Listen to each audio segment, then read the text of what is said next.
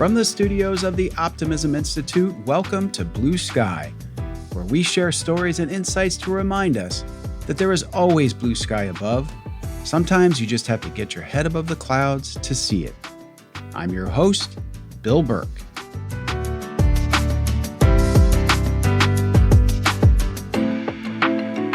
I've long believed that if your view of American business is shaped only by what you see in the media, you'd have good reason to think that most businesses are at the least uncaring and at their worst, downright evil. Likewise, the men and women leading them. While I've certainly seen my share of questionable business ethics and low integrity leaders, I've seen far, far more on the other side of this spectrum. My guest today is Alan Murray, and after spending the bulk of his journalism career studying businesses and their leaders, he agrees with me.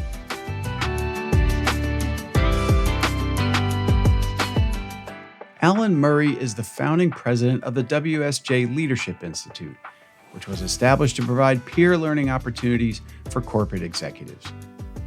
Previously, Alan spent 10 years at Fortune Media, where he served as editor-in-chief and then CEO. And he also served for 2 years as chief content officer for Time Inc. Before joining Fortune, Alan spent 2 years as president of the Pew Research Center, following a 2-decade career at the Wall Street Journal, where he was Washington bureau chief and then deputy managing editor, overseeing all digital, conferences, books, and video operations. He also spent 3 years as Washington bureau chief for CNBC, where he co-hosted Capital Report Nightly. Alan Murray is the author of 5 books, including most recently Tomorrow's Capitalist, My Search for the Soul of Business. He's the recipient of the Ellis Island Medal of Honor, the Arthur W. Page Center Integrity in Public Communications Award, and multiple journalism awards. He was a Moorhead Scholar at the University of North Carolina, holds a MSc degree in economics from the London School of Economics, and completed the Senior Executive Program at the Stanford School of Business.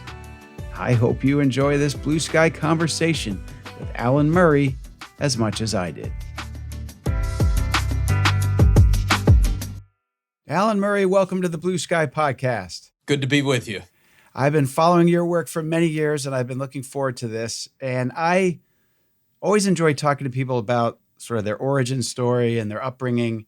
And I one time polled a bunch of peers as to what their first job was. And I was astounded by how many were delivering newspapers. Now, you started a journalism career, but in a different way. If my research is right, when you were 9 years old, you wrote a neighborhood newsletter? Yeah, I have no idea why I did it, but I lived outside of Pittsburgh at the time on a road called Outlook Drive, and I started walking up and down Outlook Drive, knocking on doors, asking people about, their lost cat or their visiting grandmother or the swim meet they ran. And I would go back and write it all up. And my mother would help me type it out on special carbon paper.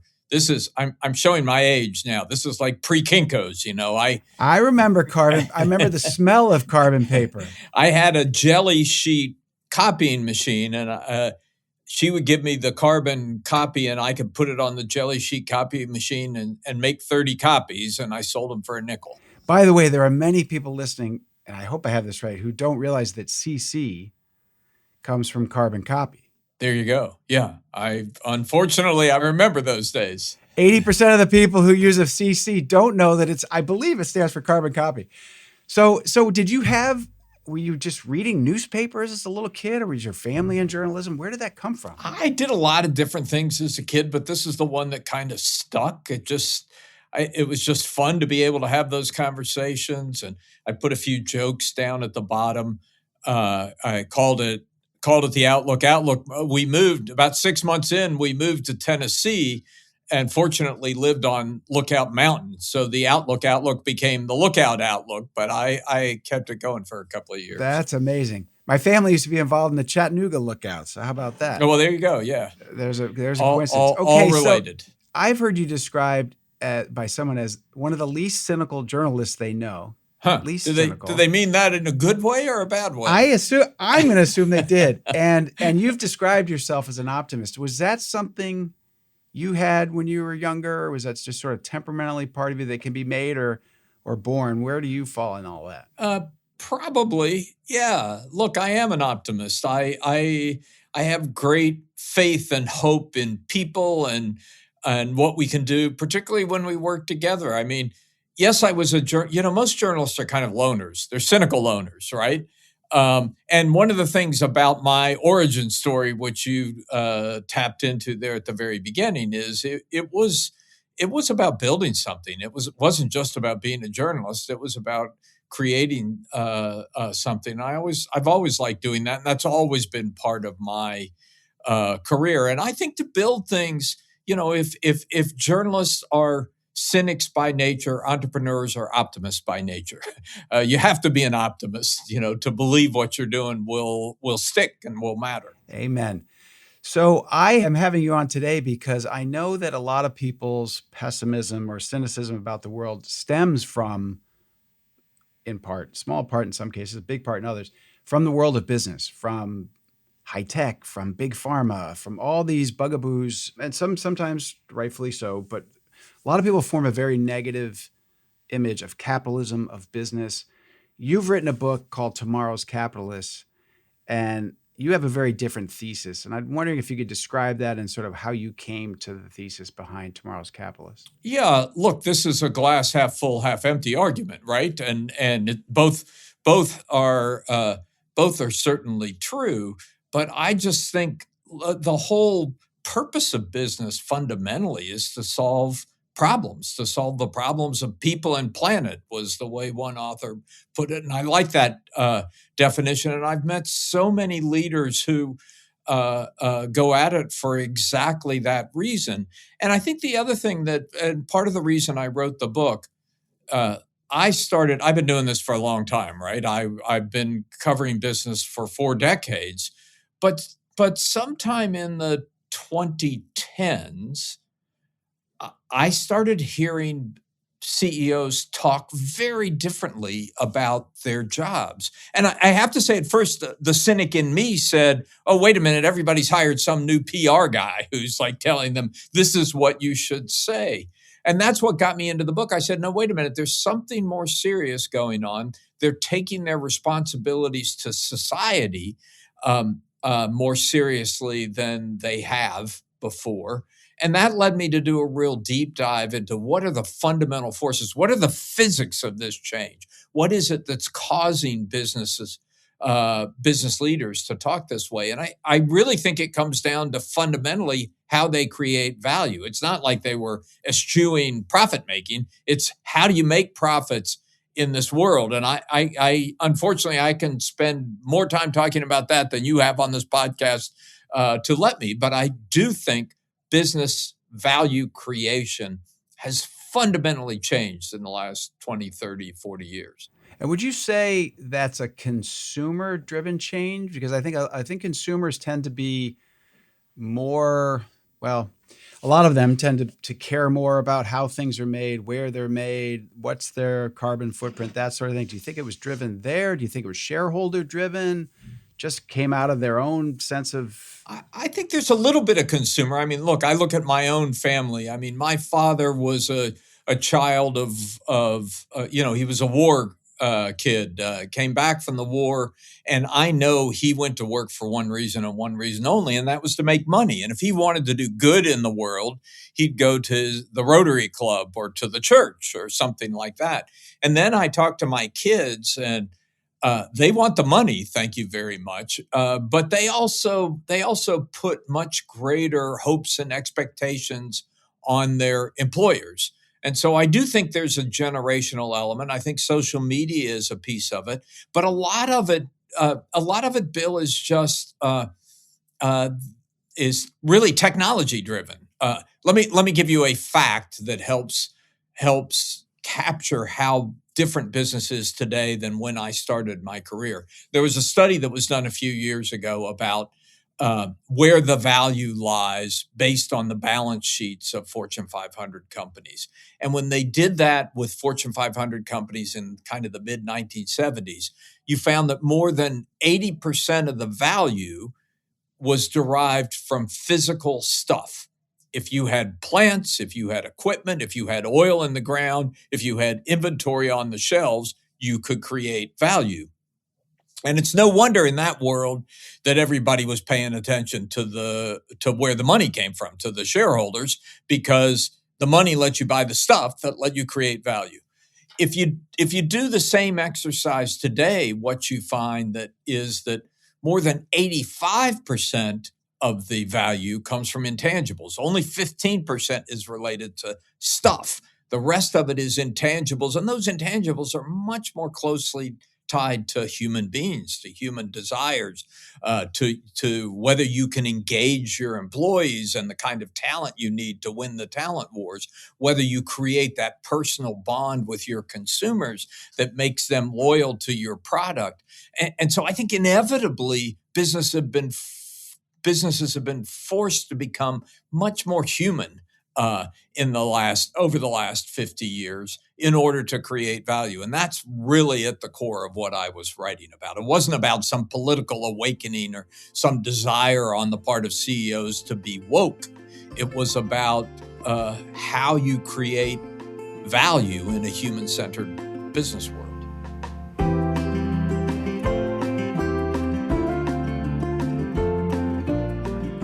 I love the image of a 9-year-old Alan Murray writing up a neighborhood newspaper, his mom helping him type it up and copy, and Alan heading out to sell them for a nickel apiece.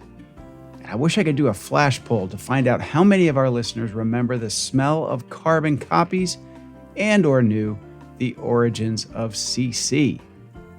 I also like the idea of being a journalist who isn't cynical. As Alan will point out later in our conversation, this doesn't mean he's never skeptical, but rather he doesn't go into a story assuming and looking for the very worst. Now, back to our conversation. Back to your point about the generational shifts between your fathers and your children's. I mean, I was fascinated after COVID, how many businesses struggled. Businesses who wanted their employees to come back to the office. Employees said, "Nah, I don't think so." Still happening.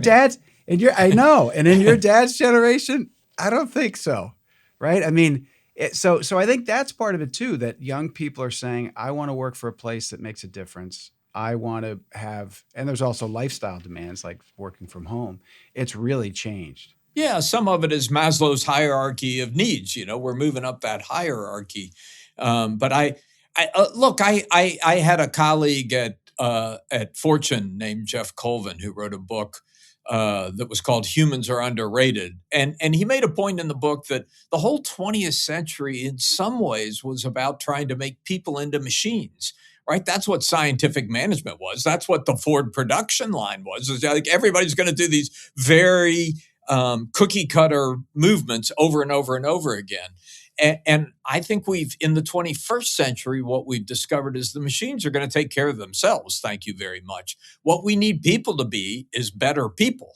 And that just changes the way the company and the way business works. It doesn't mean there aren't going to be lots of mishaps, lots of scandals. It doesn't mean there aren't companies out there who are still going to grab for a few bucks by abusing their employees or their customers or whatever. Plenty of that stuff going on, but I think the fundamental physics of good business have changed. So speaking of those fundamentals, and you used the word woke earlier, do you think it's changed at all in the last couple of years? Is this sort of anti-woke, you used to see the ESG statements, environment, society, governance. That was a lot more prominent, diversity initiatives. Do you think that's changed at all in the last few years? I spend a lot of time on this issue. There's no question that people aren't talking about ESG and they aren't talking about DEI the way they did 3 years ago and 4 years ago. So there's no question that the way people talk about it has changed.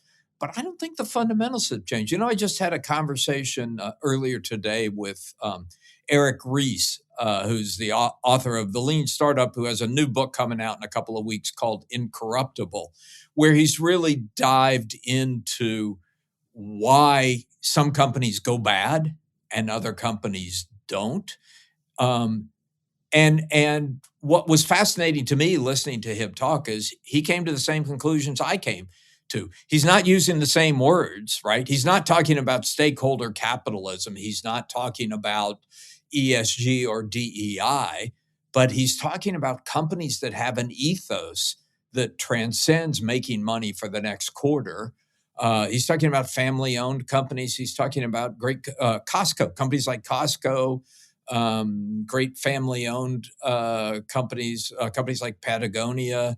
We had a long conversation about Johnson & Johnson, which is kind of an interesting edge case, right? Had a credo that people believed in, but seems to have gone astray along the way. So the semantics may be changing because the semantics got weaponized, as they so often do.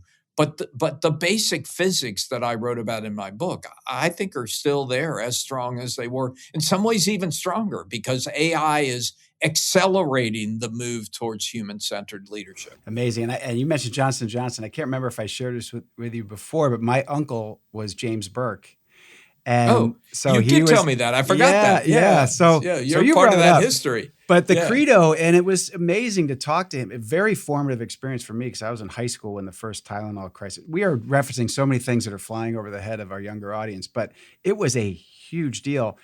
And that credo was written way back by, was it Colonel Johnson? I forget his title. And it said, our first responsibility is to our consumers.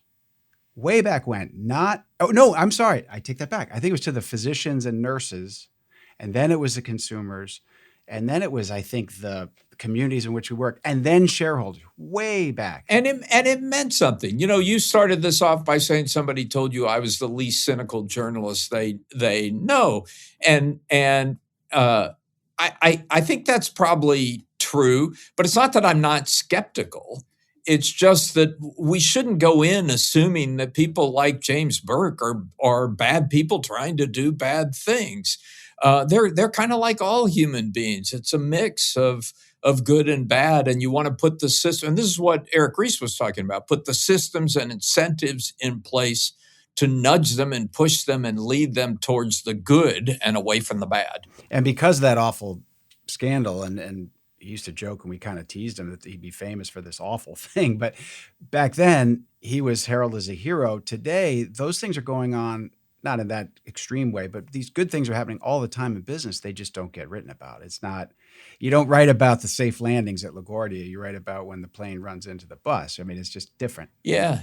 But you have leaders. I mean, I did an interview on his last week in office with Doug McMillon of Walmart. And people can find lots of things to attack Walmart about. It destroys communities by forcing small businesses to shut. It doesn't pay great compared to community standards. But you look at what that guy has done over the last 12 years, his commitment to the environment, the things he's made his suppliers do to get in line with environmental goals, his commitment to his associates, his employees. They may not be paid well, but he invested $3 billion into raising their pay, even though the market didn't require it. So, I think you see examples of this all the time. And I appreciate what Eric's doing, which is trying to figure out, okay, how do we reward and encourage the best of business and disincentivize and discourage the worst?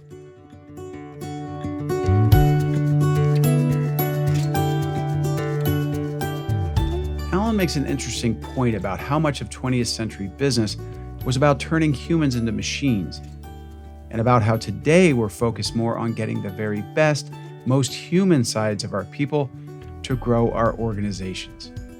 We need people to be better people, Alan says, and this is consistent with what past Blue Sky guests, who are AI experts, have said.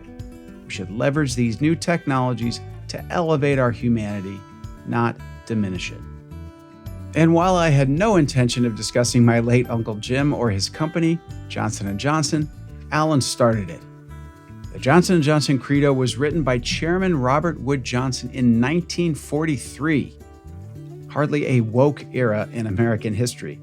And I went back to confirm how it starts off.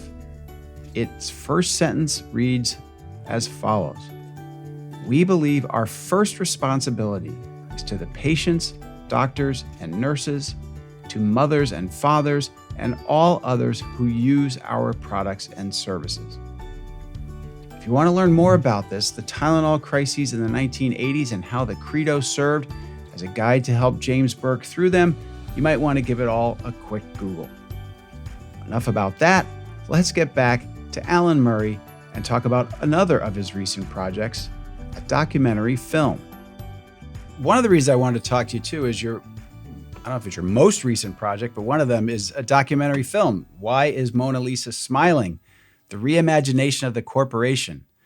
You are the executive producer of that film, and I'm curious to know, I think one of the first questions people have, what is with the title, Why is Mona Lisa Smiling? What's the movie all about, and how was that title settled on? Yeah, that part did not come from me. I'm not a student of the Mona Lisa, but I think the point that my fellow producers were trying to make was that something important happened during the Renaissance, and it was a humanistic development. We started looking at the world less from the kind of the medieval hierarchy point of view and more from a human-centered point of view. And there are parallels between that and what's been happening in business over the last 3 decades. I've already sort of highlighted my view that it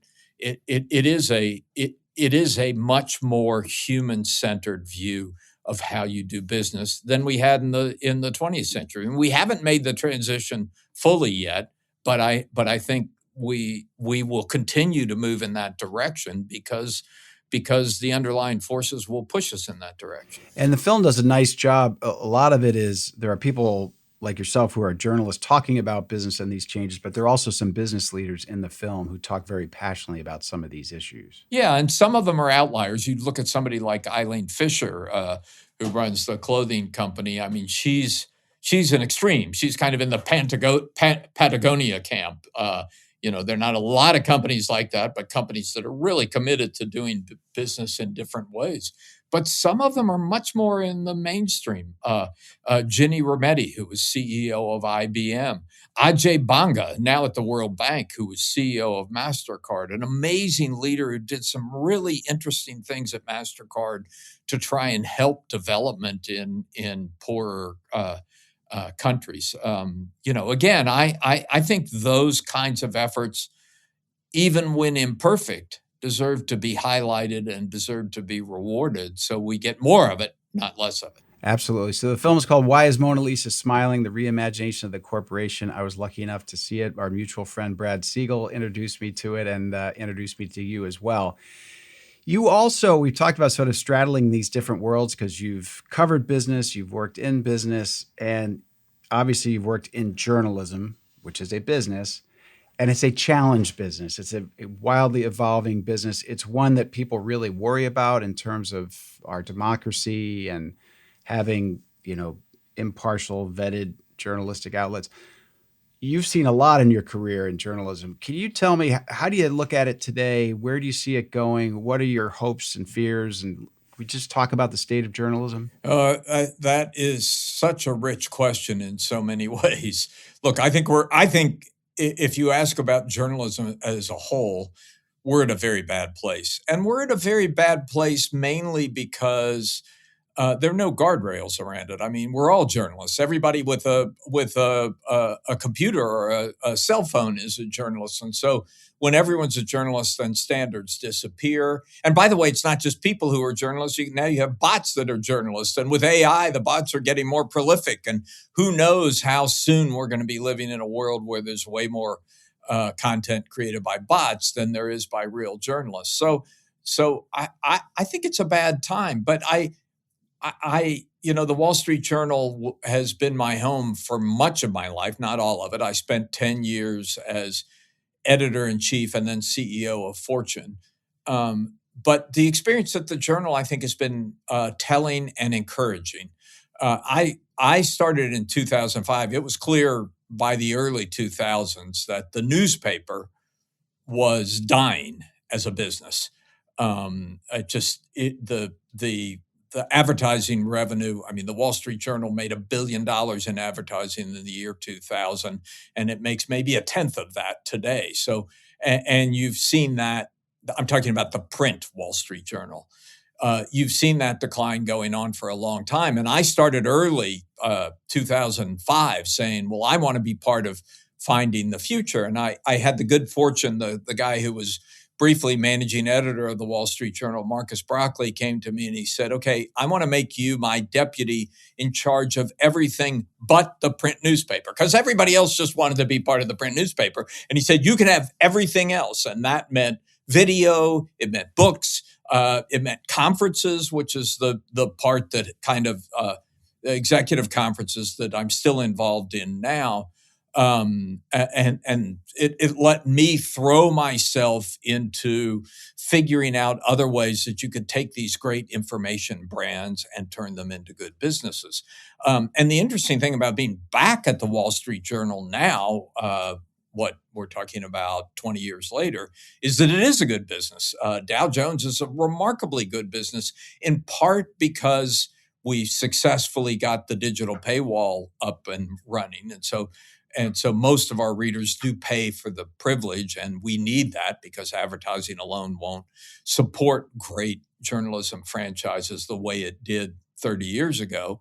Also because things like the executive conferences that I started 15, 20 years ago are still chugging along, making good money.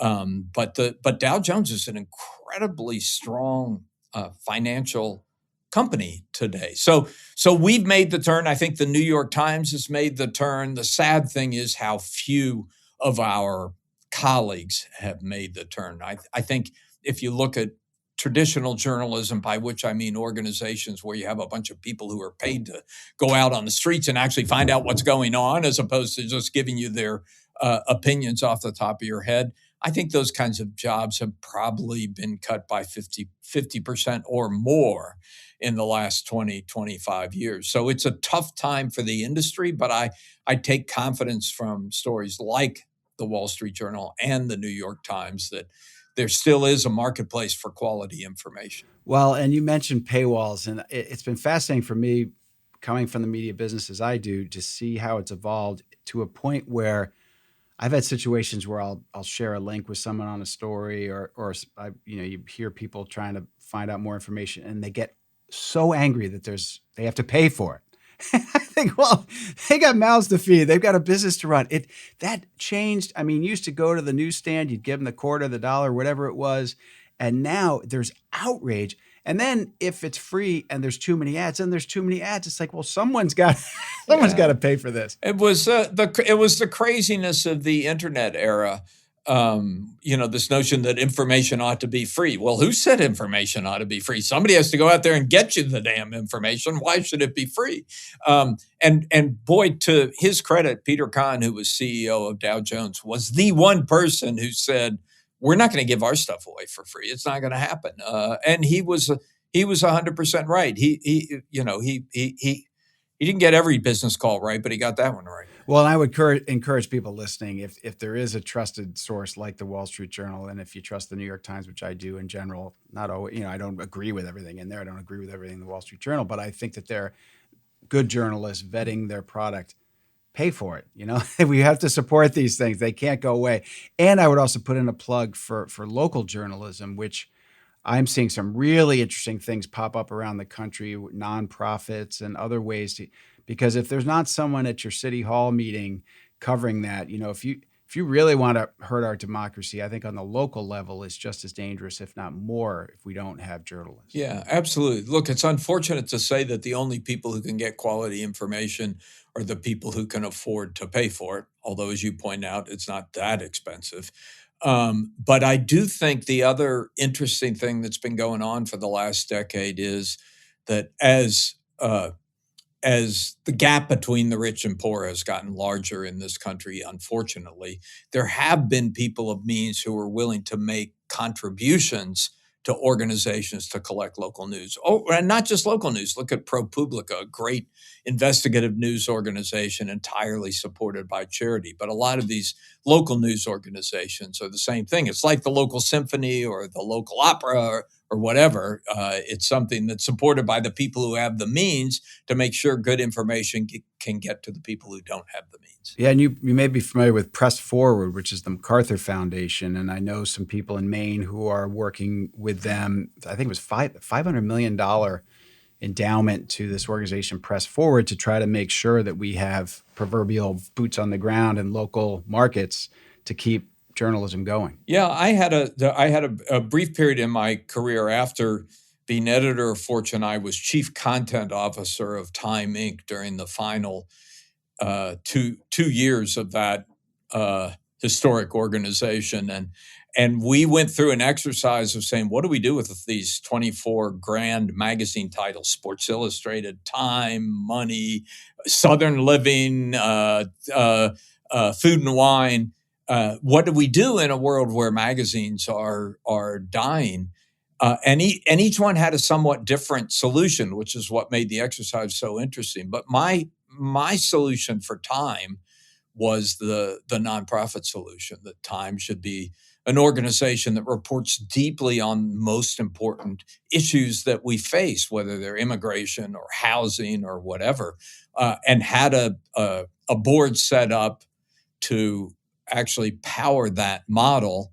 And then at the last minute, the whole company got sold to Meredith, and they threw out the whole plan. And Mark Benioff decided to buy Time, and it went a different direction. Not a bad direction, again, rich people like Mark Benioff who want to buy media organizations and support them, I'm all for it.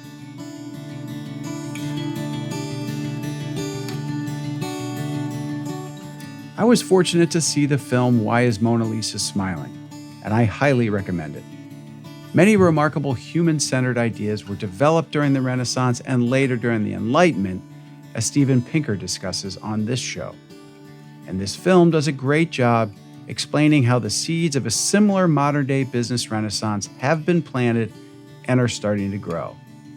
And again, it's a great reminder of how many good people in business are growing their companies while trying to do the right thing. Now to the final segment of my Blue Sky conversation with Alan Murray. Well, you mentioned bots before, and it's amazing the range of people I talk to, and somehow AI comes up in every conversation. It's one of those things that either scares people to death, excites them incredibly, somewhere in between. You are around a lot of people doing interesting things and trying new things. Where do you have an opinion on AI? Do you have a sense of hope and optimism? Is it frightening you at the same time? How would you describe it? Yeah, it's like everything else. The glass is half full and the glass is half empty. I mean, I use AI, I don't know, 50 times a day, both for information purposes, for medical purposes. I mean, just for work, it's empowered me at work in ways that I couldn't have imagined even 6 months ago. And I have the good fortune to talk to a lot of CEOs who are seeing even bigger applications. I mean, what it might do for medical science research is unbelievable. Not just small increases, but truly game changing things that can happen. So I'm generally an optimist, but that doesn't mean I don't see potentially lots of downsides, including the complete pollution of the information ecosystem. And what it means, we were kind of already there before generative AI popped onto the scene. But what it means is we have to figure out how to train people to be better readers, to do, I'm sure you do what I do when you're reading a story. You look at, well, where did this story come from? Is this an organization that has a tendency to report all sides of an issue? Does it correct its errors? That's a simple thing to check for.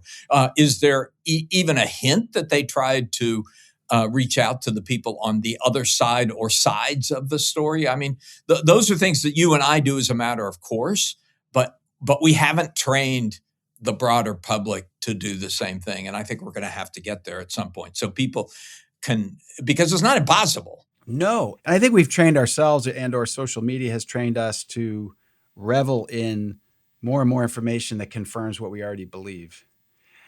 And that to me is one of the worst trends, because you wake up in the morning just left of center or just right of center, and you consume all that, and you go to bed that much farther right or farther left, and it's just not healthy. We keep talking about the Wall Street Journal and the New York Times. I love reading the two editorial pages. There's smart people at both places, and they can fundamentally disagree on very basic issues, and it's helpful to hear from both sides.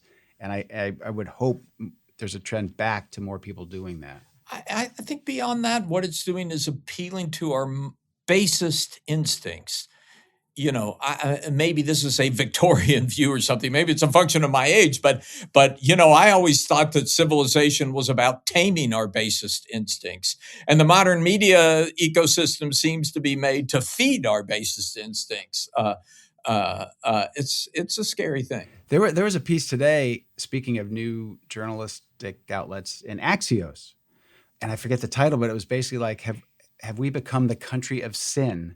And they talked about gambling, legalized gambling, legalized marijuana, depending what you believe about that. They talked about pornography. I hope young kids accessing pornography at a ridiculously early age, right? Because they can. Right. And so, but you mentioned guardrails before. My hope would be as we embrace AI I had Sal Khan on of the Khan Academy, and he said he encourages us to approach AI with educated bravery, which I think is a good way to put it. And in particular, be careful to make sure that the rule makers aren't the ones making all the AI, that there is someone outside checking, because it is a powerful force that we're unleashing. So, Alan, what are you busy with today? You've had an incredible range of experiences and projects. Is there a book in your future? Are you doing the conferences now? What's keeping you busy these days? I'm not working on a book right now. I left Fortune in the spring of 2024 for reasons we don't need to go into, but it wasn't. It had a governance structure that wasn't working for me. And I pretty quickly found myself in a bunch of conversations with a whole bunch of different people who all had the same basic idea. And I'm putting this through my own filter, but the basic idea is this, that we live at this incredible moment of technological change, and the technology is moving so fast, and we're investing so much money in it, and everybody's getting so excited about it. But what I find when I'm in conversations with business leaders about the technology is that within 10 or 15 minutes, I look around the table or around the room and think to myself, we're not talking about technology anymore. We're talking about people.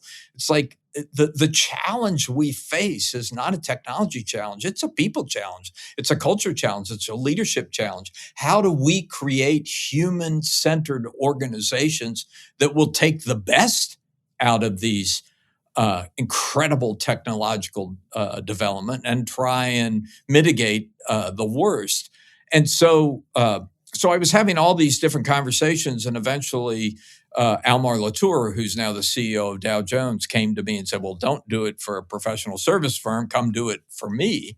And so I came home and took the executive conferences that I had started 15 years ago, and I'm building a leadership institute around that. And our fundamental goal is to help leaders of large organizations figure out how to master the future in a way that accentuates the best and mitigates the worst. And we do that, you can't really learn what you need to know through books or through educational institutions, because so much of it is so new. I mean, generative AI didn't mean anything 4 years ago or 5 years ago. So we're focused on peer learning, peer exchange, both in in-person conferences, virtual events, but also data sources. We're putting out a new ranking of the best companies for the future in a few weeks. Anything we can do to help guide these leaders to a better future. Fantastic. Well, I'm so pleased that someone with your mindset, outlook, integrity is taking on a challenge like that, because I think it's really important. I, like you, believe in capitalism. It has its faults, as does just about everything, but it is something I continue to support. And your optimism is infectious. It's just why I wanted you on this show. And I can't thank you enough for your time. You're very busy, and I appreciate you sharing this with me. It was totally my pleasure. Happy to do it, and thanks for the great questions. Terrific. Thank you.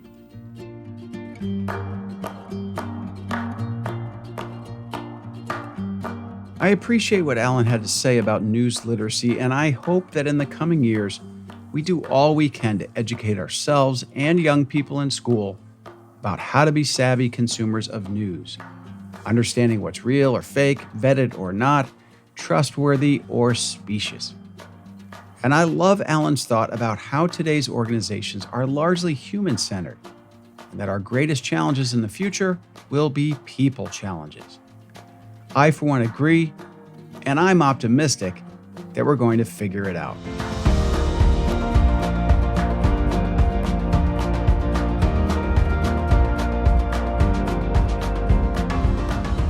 I hope you enjoyed this Blue Sky conversation with Alan Murray. Please take a minute if you can to leave us a rating or review, and I hope you'll consider subscribing to our podcast to be sure you don't miss any future episodes. This and all Blue Sky episodes are made possible by the incredible editing and mixing by the team at Sound On, Sound Off. You can learn more about their work at soundonsoundoff.com. All graphic design and cover art for Blue Sky and the Optimism Institute are provided by Crush Graphics. That's Crush with a K, if you'd like to check out more of their fantastic work at crushgraphics.com. Until next time, I'm the founder of the Optimism Institute and host of Blue Sky, Bill Burke, and I thank you for listening.